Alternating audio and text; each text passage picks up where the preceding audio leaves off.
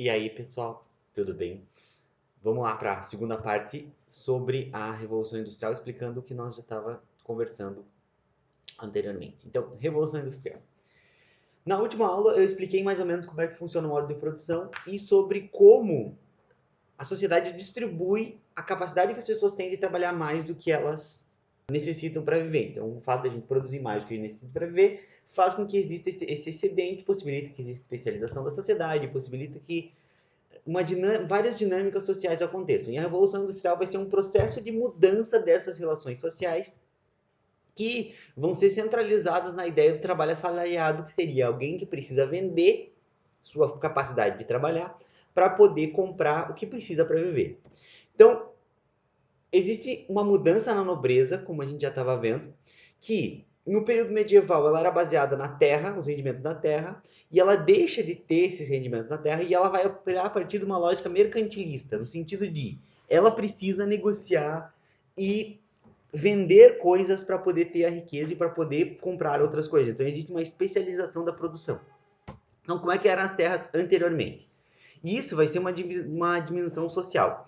Então, nós tínhamos o senhor de terras, tá? Esse senhor de terras, ele tecnicamente controlaria todas essas terras aqui, imaginário. Nessas terras morariam, por exemplo, essas famílias de camponeses. Uma, duas, três, quatro, cinco, seis, sete famílias vivem nesses mansos. Eles trabalham nas terras deles, produzem o que eles precisam para viver. O excedente que eles produzem, eles pagam pro senhor de terras.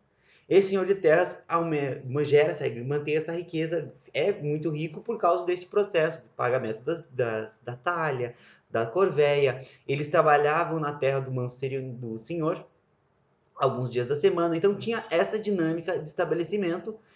Existia desigualdade, mas era um pouco diferente a posição que as pessoas estavam nesse contexto de os servos precisavam trabalhar na terra e eles tinham domínio sobre essa terra.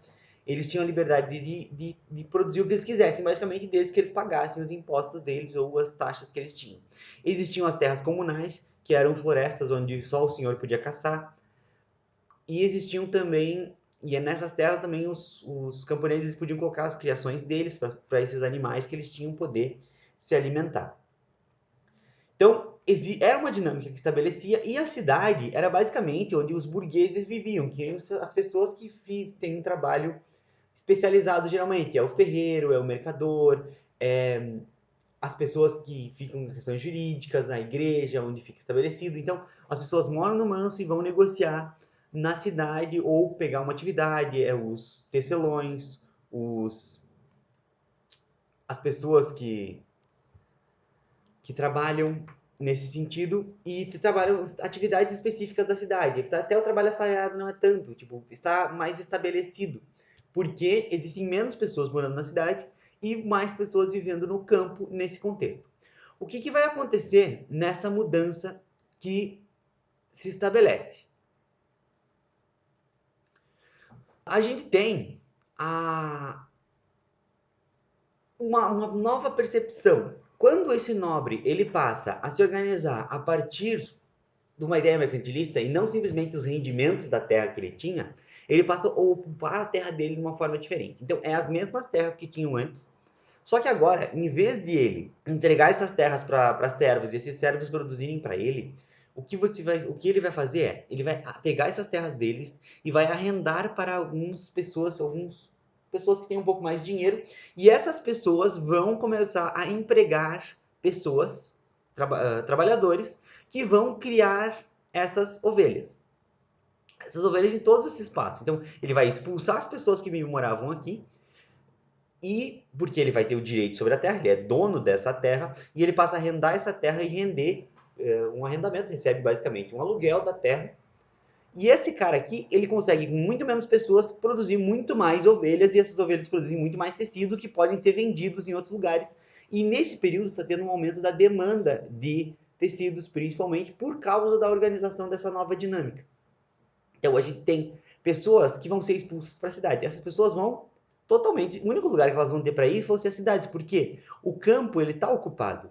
As pessoas querem colocar ovelhas no campo, ou querem produzir trigo, querem produzir especialmente um produto para poder negociar esse produto em outros lugares. E os trabalhadores as pessoas, os servos, vão ser expulsos e vão se tornar trabalhadores que vão precisar ser obrigados a trabalhar por um salário. E eles vão, como dá para ver aqui, eles vão superlotar as cidades, porque é muita gente. A cidade não tinha, era uma vila, daí do nada se torna um monte de pessoas é obrigada a vir para a cidade e procurar emprego nessa cidade.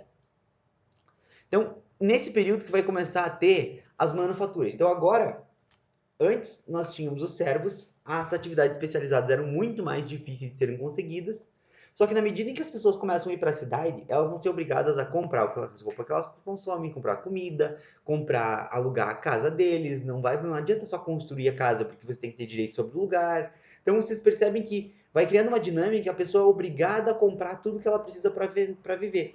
E a única forma que ela tem de conseguir esse dinheiro é trabalhando para alguém. Então, os antigos camponeses eram obrigados a vender sua força de trabalho nessas manufaturas, que começam a organizar o trabalho de uma forma diferente, separando principalmente o trabalho e possibilitando que ele seja muito mais eficiente. Aquela coisa, em vez de eu para aprender a fazer todo o processo de construção de um sapato, como eu dei o exemplo para vocês, não, eu faço só uma parte dessa atividade e eu consigo fazer numa velocidade muito maior e alguém só monta depois. Tipo, eu faço a sola, corto a sola do sapato, o próximo faz o corpo de sapato e assim em diante. Vai ter uma produção muito maior e muito mais pessoas precisam comprar isso num contexto de demanda, está começando a ter um aumento do interesse e da necessidade de comprar coisas. Então, nesse sentido que a gente tem essas manufaturas sendo produzidas. Então, as regiões que vão atrair trabalhadores são regiões em que o comércio passa a ser mais interessante. Regiões que são produtoras de carvão, que vai ser muito necessário nesse período, regiões produtoras de metais preciosos, regiões de portos também, regiões que têm, ou regiões que centralizam ou a proximidade com lugares onde vendem tecidos, principalmente. Então, esses lugares vão ser os que mais têm emprego e, por ter emprego, as pessoas vão se direcionar para essas regiões. E vai haver uma superpopulação dessas regiões. Então, como é que é a relação de trabalho numa manufatura? Então, vamos usar o exemplo na produção de tecidos. Nós temos o empregador, que ele vai ter dinheiro para comprar os meios de produção. O que seriam os meios de produção? Seriam comprar a lã, comprar as ferramentas, a roca, o fio, o tear. Ele produz, ele tem dinheiro suficiente para investir nessas coisas e tem dinheiro para pagar os trabalhadores. Então, digamos que para produzir 20 metros de tecido, uma pessoa produzir 20 metros de tecido, ele precisa trabalhar 12 horas, tá? E o custo seria R$10 de ferramentas e matérias-primas e R$10 para 12 horas de trabalho do trabalhador. E o lucro, que seria o preço do tecido que esse empregador consegue vender, ele é R$30 por 10 metros, tá?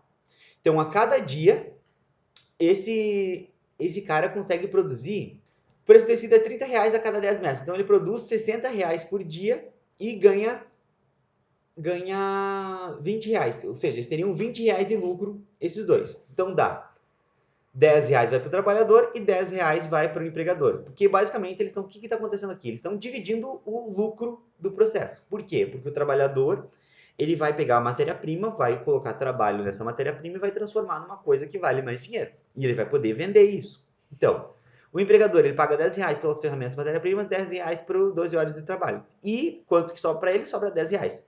Só que aqui vem a parte interessante. Por quê? Vocês veem que o lucro ele seria de R$20 a cada 20 metros de tecido, né? Só que eles dividem, basicamente, eu entro com a matéria-prima e com as ferramentas e você entra com o teu trabalho. Vamos dividir ao meio o lucro que a gente tem do que a gente produz. Então, fica R$10 para esse trabalhador e R$10 para o empregador dele. Agora, como é que esse cara ganha tanto dinheiro? Por que esse cara ganha muito mais dinheiro que esses outros aqui? Tá? Por quê? Porque ele vai fazer esse combinado com esse trabalhador, com esse trabalhador, com esse trabalhador também, com esse aqui e com esse aqui. Então, no final, ele acaba somando R$50 por dia. Tá? Então, ele tem R$50 que ele pode consumir com ele e a família dele, e esses caras aqui têm R$10 para consumir com a família dele. E R$10 que ele tem para gastar durante o dia, para consumir o que ele precisa para viver. Então vocês percebem que esse aqui acaba tendo muito mais dinheiro pela própria dinâmica do trabalho, tá? E essa é a dinâmica do trabalho assalariado. Se ele trabalhar 12 horas, e esse aqui tem que fazer esses caras trabalharem 12 horas ou produzirem mais. Então vai criar toda uma organização nesse sentido, tá? Vocês estão vendo que não é necessariamente uma desonestidade que existe. Olha, é um combinado. Nós dividimos o lucro da coisa em dois. Só que ele divide em dois com várias pessoas. E ele centraliza isso. E por isso ele tem 50 reais. Então ele pode gastar 20 reais por dia para... Claro que nos valores de hoje isso não faz sentido, mas ele pode gastar 20 reais por dia para viver, digamos, num ambiente que você gasta 10 reais, consegue sustentar a família com 10 reais por dia, tá?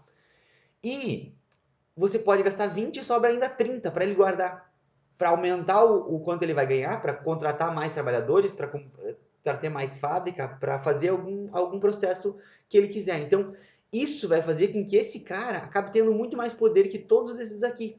Porque enquanto esse aqui está centralizando o trabalho de todos os outros, esses aqui estão individualizando, tá? E daí isso vai ter algumas consequências. Quais são as consequências dessa dinâmica do trabalho? Então, a primeira delas é a divisão do trabalho. Quanto mais simples é o trabalho, mais fácil é aprender e mais fácil é de substituir a pessoa. Caso esse cara aqui, ele fique meio irritado com a relação de trabalho que ele está tendo, e ele queira, eu quero ganhar mais, eu quero ganhar 15 reais, por causa que eu estou vendo que eu trabalho muito mais do que você, ou sei lá, eu quero ganhar mais alguma coisa. Porque eu aprendi melhor especificamente a fazer esse trabalho. Só que como é um trabalho extremamente simples, é muito fácil você ensinar para outra pessoa. E por ser muito mais fácil você ensinar para outra pessoa, qualquer pessoa pode trabalhar, tá? E por qualquer pessoa pode trabalhar, chega um nível que até as crianças podem trabalhar, né? Então os trabalhadores também eles têm liberdade, só que acaba sendo uma liberdade demais. Por quê? Você precisa comprar todos os bens necessários para a tua vida.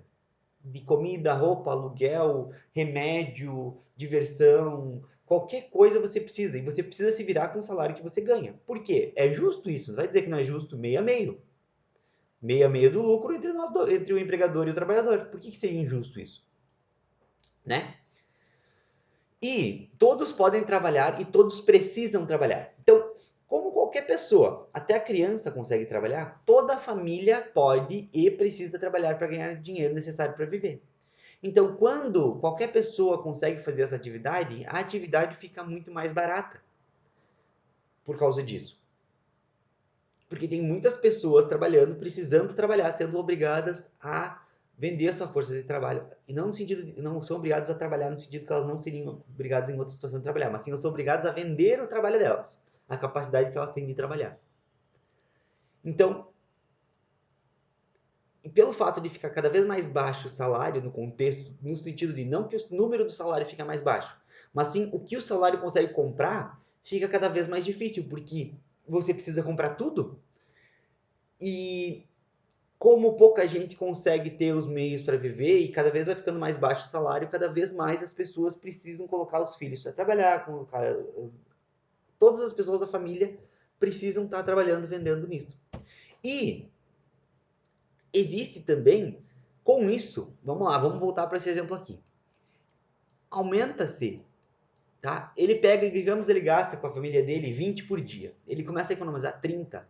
Até chegar a um ponto em que ele consegue fazer uma máquina, ele consegue investir numa máquina, ele contrata um cara especialista para investir numa máquina, na criação de uma máquina que vai acelerar o processo de trabalho e vai fazer com que 20 metros de tecido agora, na verdade, sejam produzidos com esse custo aqui, seja produzido 30 metros de tecido ou 40 metros de tecido. O que vai acontecer com o preço do tecido? Ele vai diminuir esse preço do tecido, tá? Mas, antes de diminuir o preço do tecido, ele vai poder precisar de menos trabalhadores para fazer isso. Ou ele vai precisar ainda menos de trabalhadores, ou ele vai conseguir produzir mais. E por que ele vai mudar o quanto o trabalhador ganha?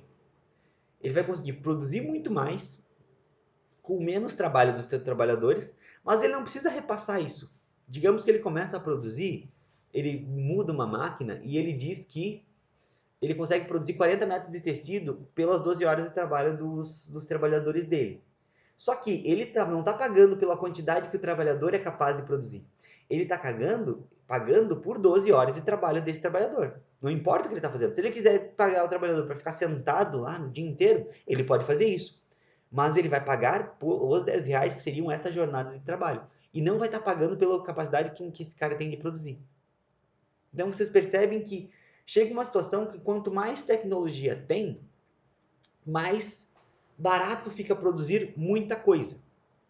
Só que por ficar barato produzir muita coisa, menos gente precisa ser empregada para produzir. E por menos gente precisando ser empregada para produzir, faz com que menos gente consiga emprego.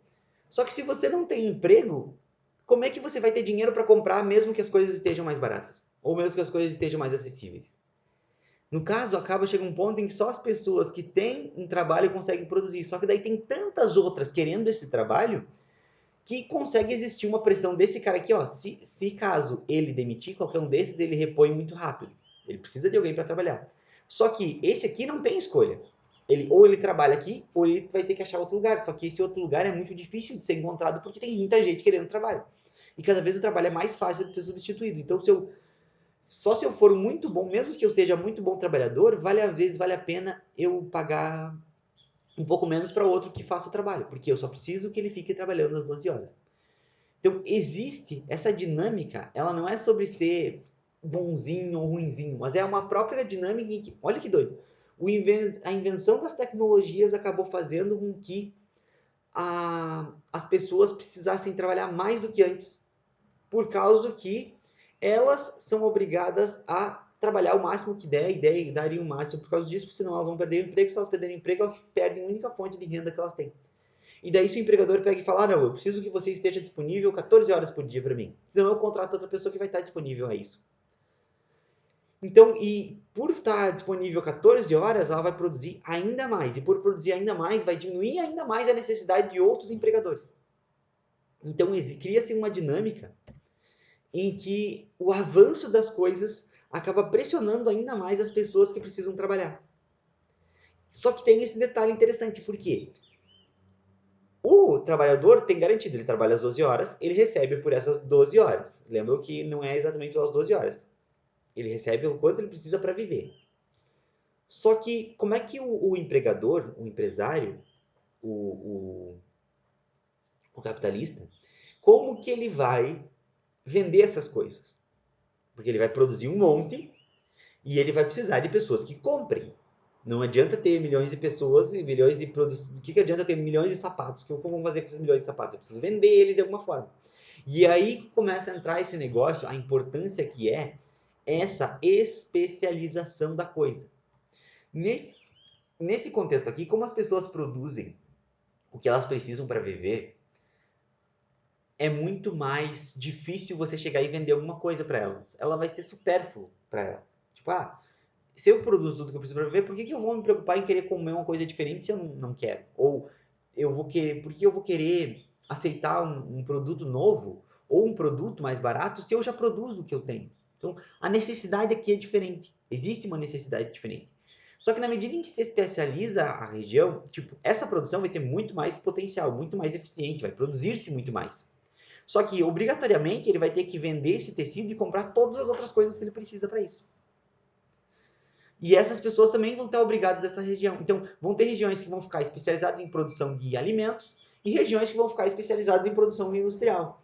Só que, qual que é a que gera mais renda? Qual que enriquece mais pessoas?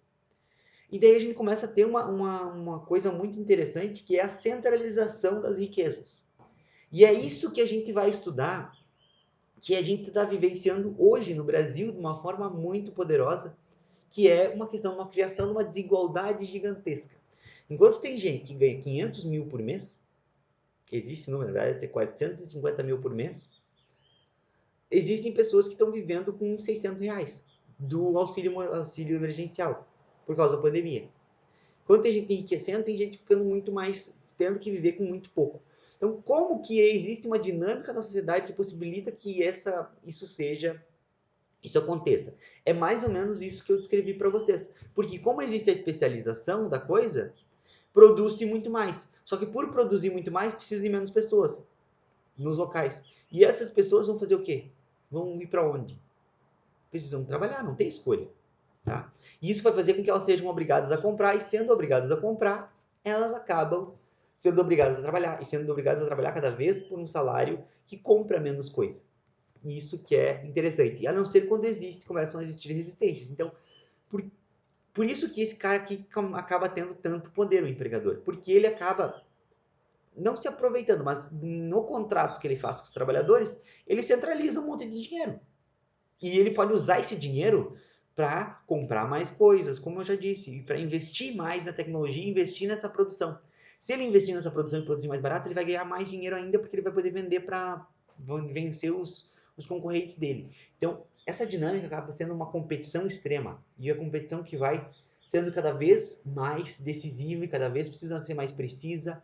Vai chegar um ponto que a gente tem hoje, que tem máquinas que fazem quase todo o trabalho sozinho. E produzem milhões e milhões. Só que daí quem que vai comprar? É nesse ponto que a sociedade se organiza. E existe um problema que seria o desemprego estrutural da nossa sociedade que a gente vive. Tá? Então, dessa parte aqui é isto. Valeu!